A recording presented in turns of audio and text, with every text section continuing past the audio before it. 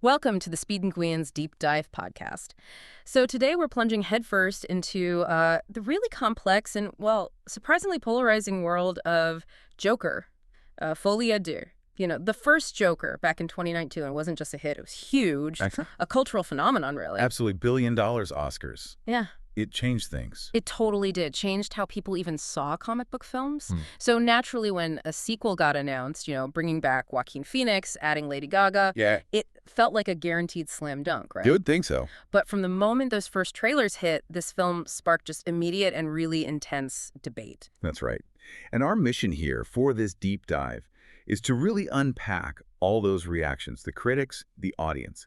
Try to dissect that controversial genre shift, understand the box office numbers, which were unexpected, to say the least, and also, importantly, appreciate the cinematic artistry underneath it all. Because, look, despite everything, it's technically undeniable. We've pulled from a whole stack of different sources to try and piece together what exactly happened, why it landed so differently. It's a fascinating puzzle, isn't it? How does a sequel to a billion-dollar Oscar-winning movie with that kind of talent involved end up being so divisive? Why did it seem to just struggle, Sure. Struggle to connect with the very audience that loved the first one. Let's dive right into that. Okay, before we even get into the creative stuff, the cold, hard numbers, they started telling a pretty stark story right out of the gate, didn't they? Oh, absolutely. Yeah, the initial critical reception was, well, brutal, might be fair.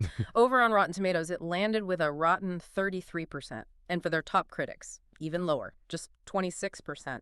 Yeah, based on an average rating of like 4.9 out of 10 from over 260 reviews. Then you look at Metacritic, another big one, a mixed or average score, 45, based on 57 reviews, only about 31% positive.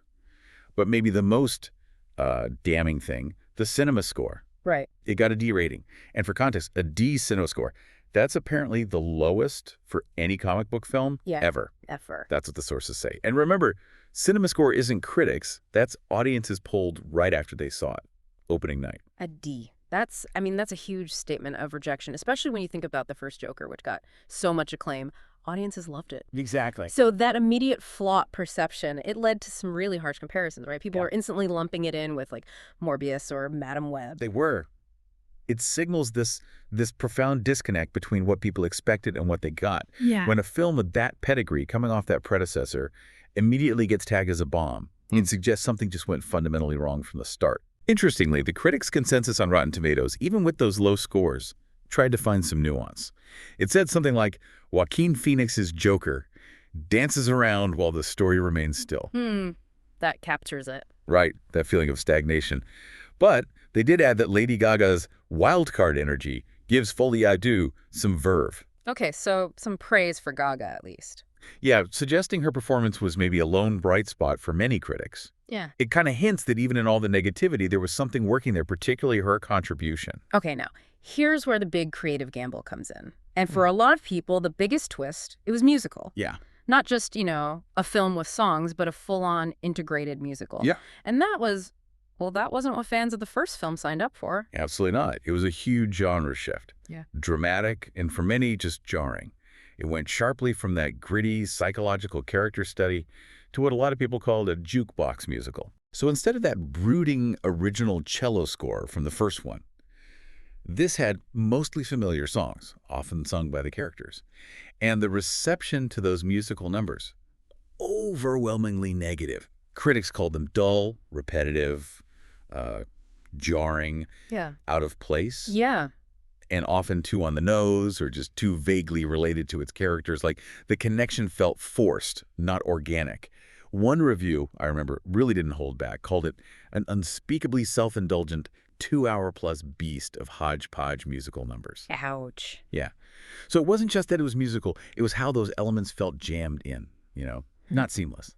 Now, okay, it wasn't universally panned. A few critics actually found the musical bits a necessary addition. Really? Yeah, though even they often admitted some numbers didn't really work at all. They usually argued it was like a natural extension of Arthur's fractured mind. Yeah. A way to show his fantasy life. Okay, I can see that argument. But they were definitely in the minority. And this whole genre pivot, it created this massive audience split, didn't it? The sources were pretty clear on this. Joker 1 fans are not the type to like musicals. That became a major deal breaker for so many reports of people actually walking out. You think you saw that?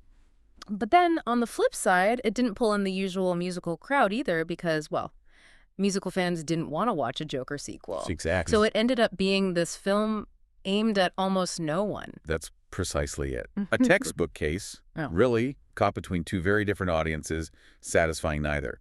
The first Joker built this specific fan base looking for dark, grounded drama, throwing in a jukebox musical. That just fundamentally broke the contract. Right. And apparently a huge chunk of the audience didn't even realize it was a musical before they went in. Yeah. Imagine expecting a bleak character study and then, Joaquin Phoenix starts singing. That disconnect. It definitely fueled the confusion, the disappointment, and yeah, that negative word of mouth just spread like wildfire. And beyond just the musical stuff, the actual story, the core narrative, faced a lot of criticism too. So the basic plot, Arthur Fleck's in Arkham State Hospital, struggling with being Arthur and being the Joker. Right. And there, he forms this really twisted, codependent relationship with Lady Gaga's Harley Quinn, who's also an inmate. And through her, he supposedly discovers music inside himself, kind of like a coping thing for his fractured reality. Okay. But that narrative arc, major point of criticism. Reviews were scathing. Little to no plot. People called it slow, boring plotting. Yeah. Basically taking us nowhere slowly.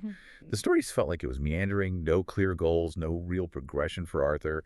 And then there was the criticism about Joker himself, how he was portrayed. How? Some argued it diminished the Joker's character from the previous movie, or even destroyed Phoenix's character, calling it messy and inconsistent with the, chilling figure from the first film.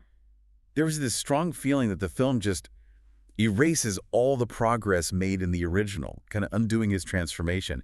And maybe more controversially, some critics felt it suggested that broken people have no hope of redemption, only further ruin, which is pretty bleak, maybe nihilistic. It really changes how you feel about Arthur's journey. And this leads into that really fascinating and, highly controversial theory that popped up, the idea about directorial intent.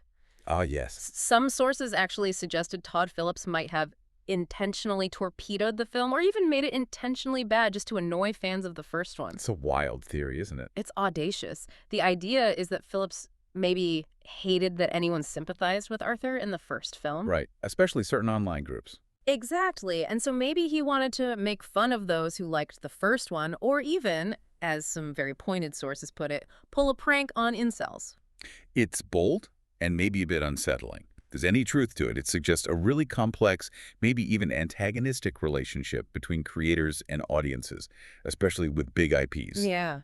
Phillips himself had commented on the controversy around the first film, called it eye-opening. He noted, and this is his quote being reported, how easily the far left can sound like the far right when it suits their agenda, talking about how people interpreted Arthur. Okay, so he was aware of the discourse. Very aware. And that comment definitely fueled speculation that he was maybe pushing back against certain readings. So some viewers saw the ending and Arthur's portrayal, making Joker look weak and stupid, as some put it, as deliberate, a move to subvert expectations. They started calling it a troll movie. A troll movie. Yeah. It raises big questions, right? Is this artistic rebellion against fan entitlement? Or some kind of weird, maybe alienating meta-commentary on fandom itself? It was a huge point of debate in the sources we looked at. Really shows the tricky ground directors navigate sometimes when a film sparks these unexpected cultural fires. Okay, so despite all this widespread criticism, audience disappointment, one thing consistently got high praise, like a genuine bright spot in all the chaos. Yeah, that would be Lady Gaga's Harley Quinn.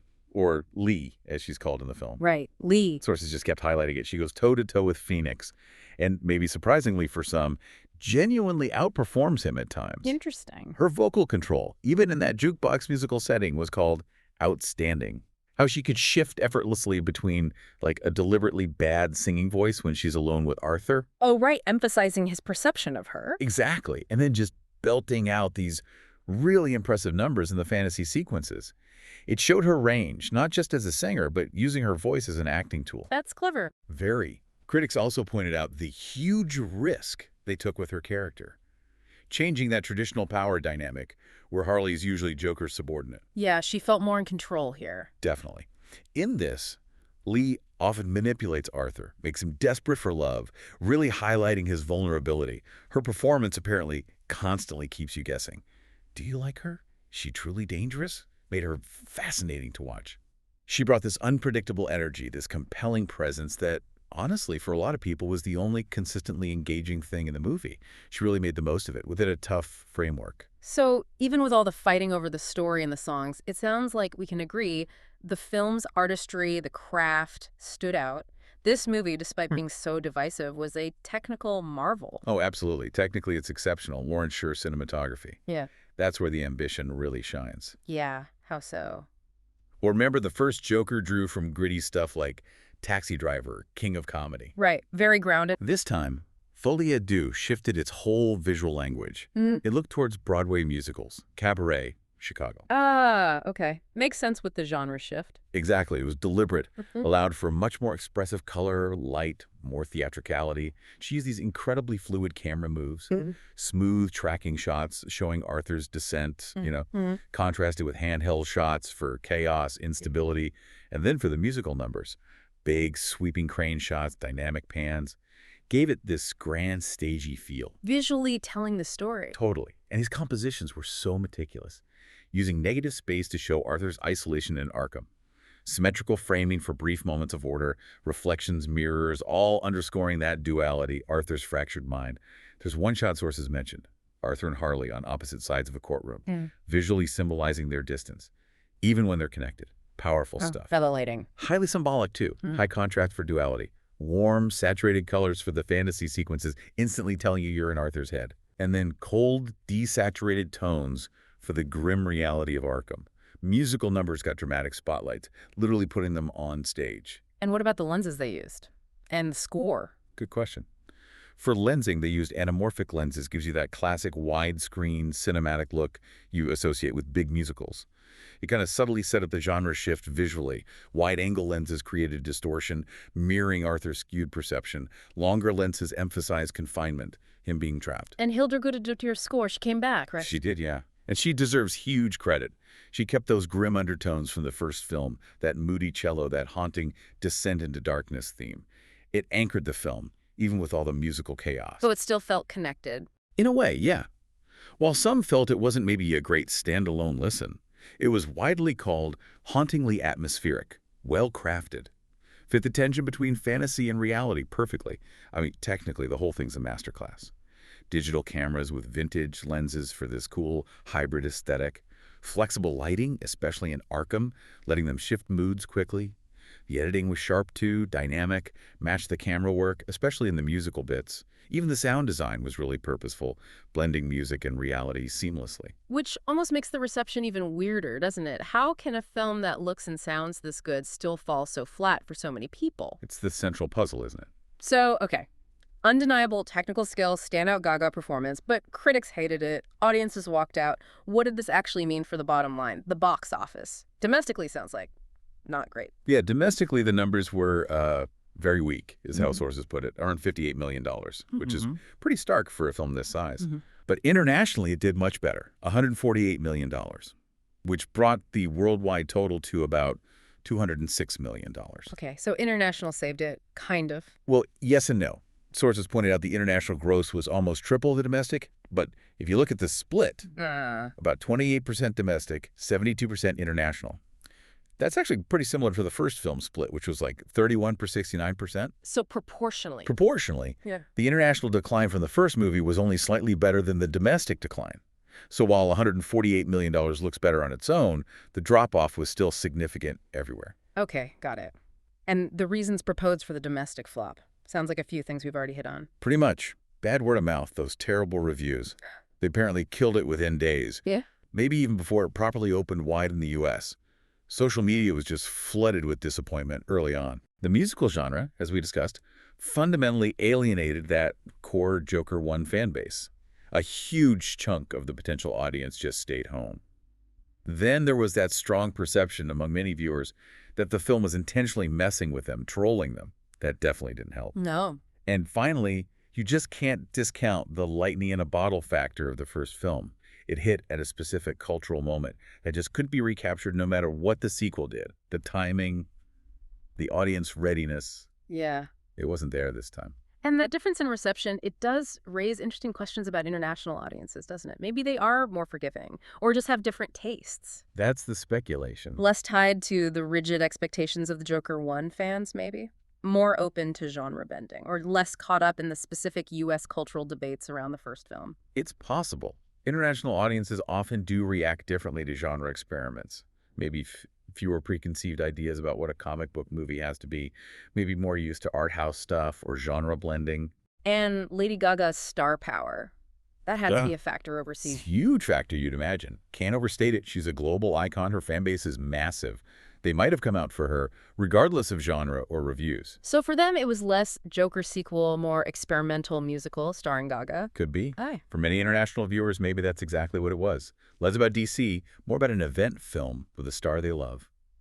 So wrapping this up, this deep dive into Joker, Folie, Deux, it really reveals a film that, despite all its technical brilliance, its clear artistic ambition, and that really captivating performance from Lady Gaga, it just faced this huge uphill battle right from the start. Yeah, it fundamentally pushed away its predecessor's core fans with that big genre shift. It struggled with telling a coherent story, according to many, and it was seen by a lot of people as actively working against what they expected, almost deliberately frustrating them. That's exactly. It's such a paradox, a really bold artistic swing, technically masterful, yet one that just profoundly struggled to find its audience, resulting in all this disappointment, this weird mix of artistic success and, well, commercial and critical failure. It makes you wonder, doesn't it? What does it really say about movie making today when a sequel to a global phenomenon made with such clear artistic vision, such high production value, can provoke this kind of divided response and face such a tough time at the box office? Does it signal maybe a growing tension between artistic intent and audience expectations, especially in franchise filmmaking? Or is it just the inherent unpredictability of making something genuinely different? Definitely leaves us with a lot to think about regarding the future of bold choices in cinema. See you again in the next episode of this podcast.